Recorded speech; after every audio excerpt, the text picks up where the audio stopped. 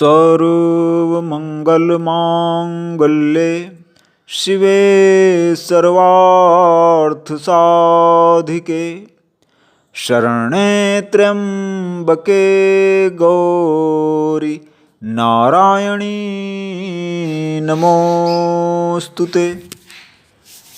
द्वितीय अध्याय देवताओं के तेज से देवी का प्रादुर्भाव और महिषासुर की सेना का वध।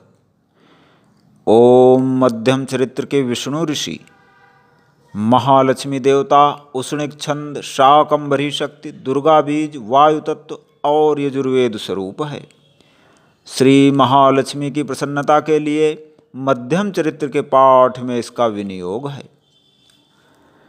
मैं कमल के आसन पर बैठी हुई प्रसन्न मुख वाली महिषासुरमर्दिनी भगवती महालक्ष्मी का भजन करता हूँ, जो अपने हाथों में अक्षमाला फरसा गदा बाण वज्र पद्म धनुष कुंडिका दंड शक्ति खड्ग ढाल शंख घंटा मधुपात्र शूल पाश और चक्र धारण करती हैं। ऋषि कहते हैं, पूर्व काल में देवताओं और असुरों में पूरे 100 वर्षों तक घोर संग्राम हुआ था। असुरों का स्वामी महिषासुर था और देवताओं के स्वामी इंद्र थे। देवताओं की सेना महाबली असुरों से परास्त हो गई। पराजित देवता प्रजापति ब्रह्मा जी के साथ भगवान शंकर और विष्णु जी के समीप पहुँचे और महिषासुर के पराक्रम तथा अपनी पराजय का वृत्तांत कहा। उन्होंने कहा, भगवान महिषासुर सभी देवताओं के अधिकार छीनकर सभी का अधिष्ठाता बन बैठा है। देवताओं को स्वर्ग से निकाल दिया है। हम आपकी शरण में आए हैं, उसके वध का कोई उपाय करें। देवताओं के ऐसे वचन सुनकर भगवान विष्णु और शिव ने दैत्यों पर अत्यंत क्रोध किया और उनके कोप से भरे हुए चक्रपाणी श्री विष्णु के मुख से एक महान तेज प्रकट हो गया। इसी प्रकार ब्रह्मा शंकर तथा इंद्र आदि सभी देवताओं के शरीर से बड़ा भारी तेज निकलकर एक हो गया और वह तेज का पुंज जाज्वल्यमान पर्वत सा मालूम होने लगा। संपूर्ण देवताओं के शरीर से प्रकट हुआ वह तेज एकत्रित होकर एक नारी के रूप में परिणित होकर तीनों लोकों में व्याप्त हो गया और उस तेज से भगवान शंकर का जो तेज था उससे देवी का मुख प्रकट हो गया। यमराज के तेज से उनके सिर में बाल निकल आए। श्री विष्णु भगवान के तेज से भुजाएं उत्पन्न हो गईं। चंद्रमा के तेज से दोनों स्तन, इंद्र के तेज से कटि प्रदेश का प्रादुर्भाव हुआ, वरुण के तेज से जंघा और पिंडली, पृथ्वी के तेज से नितंब प्रकट हुए, ब्रह्मा के तेज से दोनों चरण, सूर्य के तेज से उनकी उंगलियां, वसुओं के तेज से हाथों की उंगलियां और कुबेर के तेज से नासिका प्रकट हुई। उन देवी के दांत प्रजापति के तेज से, तीनों नेत्र अग्नि के तेज से प्रकट हुए थे। भौहें संध्या, कान वायु के तेज से उत्पन्न हुए और सभी देवताओं के तेज से उन कल्याणमयी देवी का आविर्भाव हुआ। समस्त देवताओं के तेज पुंज से प्रकट हुई उन देवी को देखकर सभी देवता अत्यंत प्रसन्न हुए। भगवान शंकर ने उन्हें एक शूल दिया, भगवान विष्णु ने चक्र अर्पण किया, वरुण ने शंख भेंट किया, अग्नि ने उन्हें शक्ति दी, वायु ने धनुष तथा बाण से भरे हुए 2 तरकस, सहस्र नेत्रों वाले देवराज इंद्र ने वज्र दिया, ऐरावत हाथी से उतार कर एक घंटा भी प्रदान किया। यमराज ने दंड, वरुण ने पास, प्रजापति ने स्फटिकाक्ष की माला, ब्रह्मा जी ने कमंडलू भेंट किया।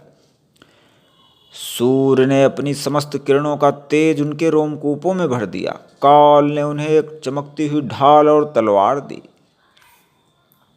क्षीर समुद्र ने उज्ज्वल हार और 2 दिव्य वस्त्र भेंट किए और दिव्य चूड़ामणि, 2 कुंडल, कड़े, उज्ज्वल अर्धचंद्र और सभी बाहुओं के लिए केयूर, निर्मल नूपुर, गले की सुंदर हंसली, सभी उंगलियों के लिए अंगूठियां दी। विश्वकर्मा ने उन्हें अत्यंत निर्मल फरसा भेंट किया और अनेक प्रकार के अस्त्र व अभेद्य कवच दिए और मस्तक और वक्षस्थल पर धारण करने के लिए न कुम्हलाने वाली कमलों की मालाएं दी। जलधि ने उन्हें सुंदर कमल का पुष्प भेंट किया। हिमालय ने सिंह और अनेक रत्न समर्पित किए। कुबेर ने मधु से भरा पान पात्र, नागों के राजा शेष ने बहुमूल्य मणियों से विभूषित नागहार दिया, और सभी देवताओं ने आभूषण और अस्त्र शस्त्र देकर देवी का सम्मान किया। उसके पश्चात उन्होंने बारंबार अट्ठास पूर्वक उच्च स्वर से गर्जना की। उनके भयंकर नाद से संपूर्ण आकाश गूंज उठा। देवी का वह अत्यंत उच्च स्वर से किया हुआ सिंहनाद कहीं समा न सका। संपूर्ण विश्व में हलचल मच गई। समुद्र कांप उठे, पृथ्वी डोलने लगी, पर्वत हिलने लगे। सभी देवताओं ने प्रसन्नता के साथ सिंहवाहिनी भवानी से कहा, देवी आपकी जय हो। और महर्षियों ने भक्ति भाव से उनका स्तवन किया। इस प्रकार संपूर्ण त्रिलोकी को क्षोभग्रस्त देख दैत्यगण अपनी सेना को कवच आदि से सुसज्जित कर हाथों में हथियार लेकर खड़े हो गए। और महिषासुर ने अत्यंत क्रोध में कहा, यह क्या हो रहा है? और उस सिंहनाद की ओर लक्ष्य करके दौड़ा। वहां उसने देवी को देखा जो तीनों लोकों को प्रकाशित कर रही थी। उनके चरणों के भार से पृथ्वी दबी जा रही थी। अपने धनुष की टंकार से सातों पातालों को क्षुब्ध किए दे रही थी। देवी अपनी हजारों भुजाओं से संपूर्ण दिशाओं को आच्छादित करके खड़ी थी, और उनका दैत्यों के साथ युद्ध छिड़ गया। चिच्छुर नामक असुर महिषासुर का सेना नायक था, देवी के साथ युद्ध करने लगा। इसी प्रकार चामर, उदग्र, महाहनु आदि दैत्य अपनी सेना के साथ देवी के साथ युद्ध करने लगे। असिलोमा नाम का महादैत्य, भास्कल नाम का दैत्य, परिवारित नाम का राक्षस अपनी सेनाओं के साथ देवी से युद्ध करने लगे। बिडाल नामक दैत्य और हजारों महादैत्य रथ, हाथी और घोड़ों की सेना के साथ आकर देवी के साथ युद्ध करने लगे। स्वयं महिषासुर रणभूमि में कोटि सहस्र रथ, हाथी और घोड़ों की सेनाओं से घिरा हुआ खड़ा था। और सभी दैत्य देवी के साथ तोमर, भिंदपाल, शक्ति, मूसल, खड़ग, परशु और पट्टिस आदि अनेक शस्त्रों का प्रहार करते हुए युद्ध कर रहे थे। कुछ दैत्यों ने उन पर शक्ति का प्रहार किया, कुछ ने पाश फेंके, कुछ ने खड़ग प्रहार करके देवी को मारने का प्रयत्न किया। किंतु देवी ने क्रोध में भरकर खेल खेल में अपने अस्त्र शस्त्रों की वर्षा करके दैत्यों के समस्त अस्त्र शस्त्र काट डाले। देवता और ऋषि उनकी स्तुति करते थे, और वे भगवती परमेश्वरी दैत्यों के शरीरों पर अस्त्र शस्त्रों की वर्षा करती थीं। देवी का वाहन सिंह भी क्रोध में भरकर गर्दन के बालों को हिलाता हुआ असुरों की सेना में इस प्रकार विचरने लगा, मानो वनों में दावानल फैल रहा हो। रणभूमि में दैत्यों के साथ युद्ध करती हुई अंबिका देवी ने जितने निश्वास छोड़े, वे सभी तत्काल सैकड़ों हजारों गणों के रूप में प्रकट होकर परशु, भिंदपाल, खड़ग और पट्टिस आदि अस्त्रों द्वारा असुरों का सामना करने लगे। उस संग्राम महोत्सव में कितने ही गण मृदंग बजा रहे थे, और देवी ने त्रिशूल, गदा, शक्ति की वर्षा और खड्गाद से सैकड़ों महादैत्यों का संहार कर डाला।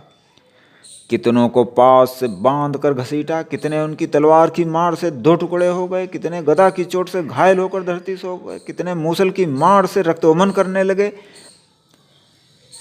कितने ही शूल से छाती फट जाने के कारण पृथ्वी पर ढेर हो गए, कितनों की कमर टूट गई और अपने प्राणों से हाथ धोने लगे, कितने की बाहें छिन्न भिन्न हो गईं, कितनों की गर्दनें कट गईं, कितनों के मस्तक कट गए, कुछ के मध्य भाग से शरीर विदीर्ण हो गए, कितने की जांघें कटकर पृथ्वी पर गिर पड़ी, और कितनों को ही देवी ने एक बाह, एक पैर और एक नेत्रवाल लेकर के दो टुकड़ों में चीर दिया।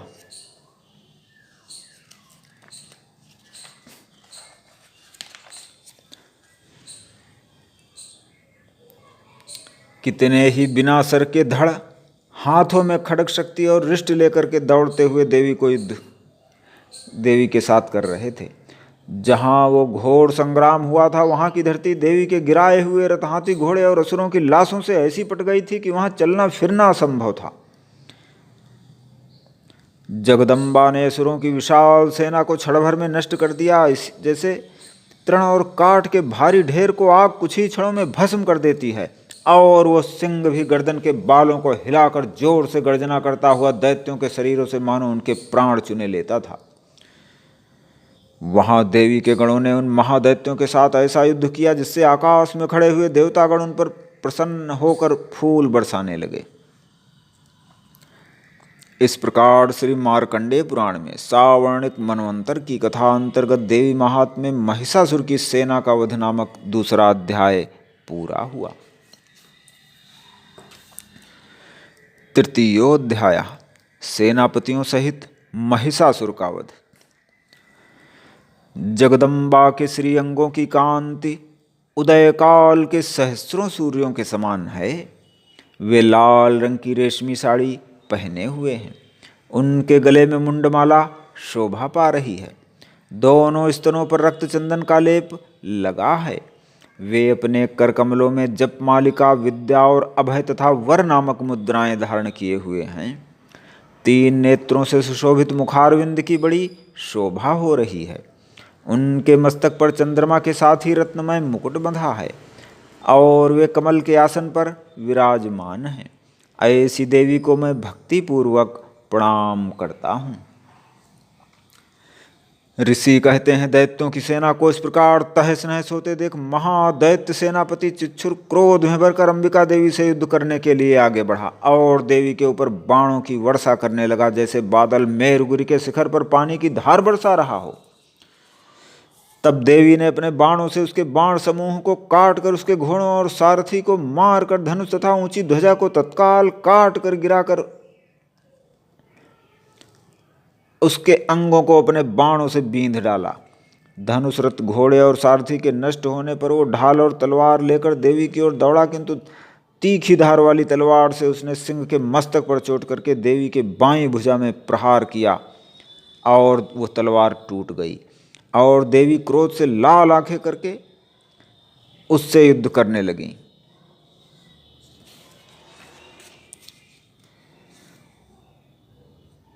और देवी ने महादैत्य चिच्छुर की धज्जियां उड़ा दी।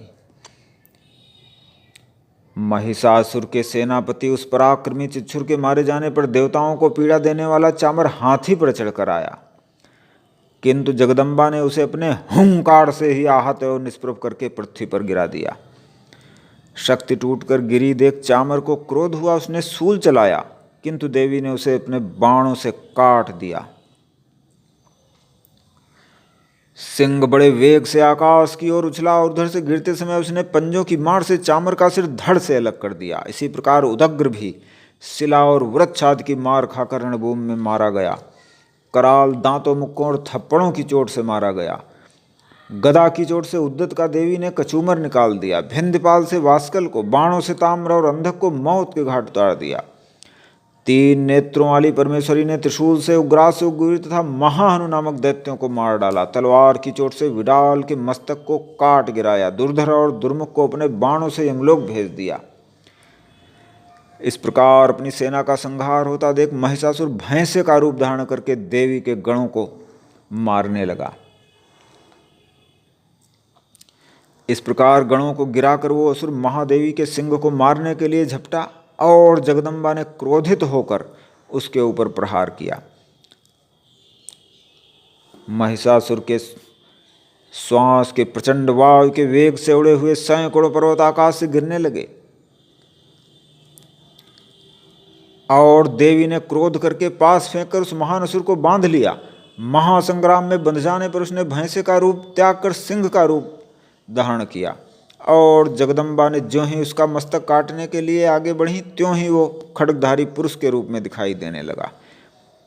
तब देवी ने बाणों की वर्षा करके ढाल और तलवार के साथ उस पुरुष को भी बींध डाला, किंतु वो गजराज के रूप में परिणित हो गया और अपनी सूंड से देवी के सिंह को खींचने लगा।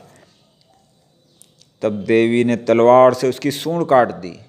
तब उसने पुनः भैंसे का रूप धारण किया। तब क्रोध में भरी हुई जगन माता चंडिका बारंबार मधु का पान करने लगी और हंसने लगी। देवी ने कहा, मैं जब तक मधु पीती हूँ तू क्षण भर के लिए गर्ज ले। यहीं मेरे हाथ से तेरी मृत्यु हो जाने पर शीघ्र ही देवता भी गर्जना करेंगे ऐसा कहकर देवी उछली और उस महादैत्य के ऊपर चढ़कर पैर से उसे दबाकर शूल से उसके कंठ पर आघात किया, किंतु वो अपने मुख से दूसरे रूप में बाहर होने लगा। किंतु देवी ने उसे रोककर आधा निकला होने पर भी वो युद्ध करने लगा। तब देवी ने बहुत बड़ी तलवार से उसका मस्तक काट गिराया और हाहाकार करती हुई दैत्यों की सारी सेना भाग गई और संपूर्ण देवता अत्यंत प्रसन्न हो गए। देवताओं ने दिव्य महर्षियों के साथ दुर्गा देवी का स्तवन किया। गंधर्वराज गाने लगे, अप्सराएं नृत्य करने लगीं। इस प्रकार श्री मार्कंडेय पुराण में सावर्णिक मनवंतर की कथा अंतर्गत देवी महात्म्य महिषासुर वध नामक तीसरा अध्याय पूरा हुआ।